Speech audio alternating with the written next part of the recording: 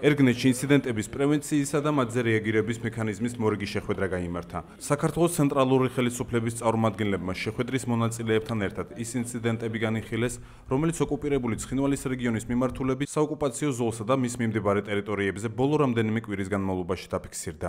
შეხვედრაზე განსაკუთრებული ყურადღება დაეთმო საოკუპაციო ხაზის მიმდებარე ტერიტორიებზე უკანონოდ აღმართული მავთულხართების, ხობეებისა და ეგრეთ წოდებული საზღვრის აღნიშნული ბანერების უკანონო მონტაჟის საკითხს.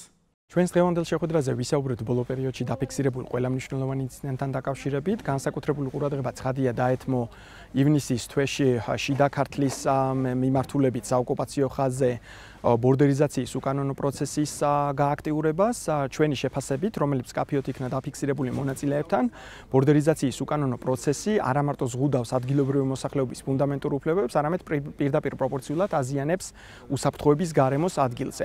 სხვა საკითხებთან დაკავშირებით ჩვენ დეტალურად ვისაუბრეთ გასულ წელს დაკავებული და კვლავაც უკანონო პატიმრობაში მყოფი საქართველოს მოქალაქის გიორგი გიუნაშვილის საქმესთან დაკავშირებით. ჩვენი შეფასებით მისი საკითხი და ის ეგრეთ წოდებული ბრალდებები, რომელიც არის წარდგენილი მის საქმეში არის ყოვლად ალოგიკური, საფუძველ მოკლებული და გამოგონილი. ზოგადად გიუნაშვილის საქმე დე-ფაქტო ხელისუფლების მხრიდან იქნა ძალიან მაღალ დონეზე პოლიტიზირებული და აღნიშნული სწორედაც კაფეოთ იქნა დაფიქსირებული დღევანდელ შეხვედრაზე. ჩვენი შეფასებით აუცილებელია ამ ადამიანის უპირობო გათავისუფლება, უმოკლეს ვადაში და ამ მიმართულებით მუშაობა აქტიურად გაგრძელდება.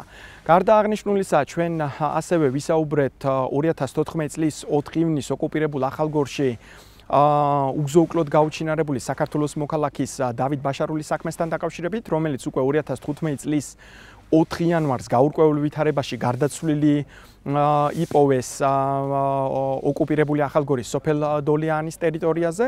ჩვენი შეფასებით ამ საქმეში ძალიან ბევრი კითხვის ნიშნები არსებობს და აუცილებელია, რომ გამჭვირვალე გამოძიების ჩატარების მეშვეობით ამ კითხვის ნიშნებს კაფეო პასუხები გაეცეს.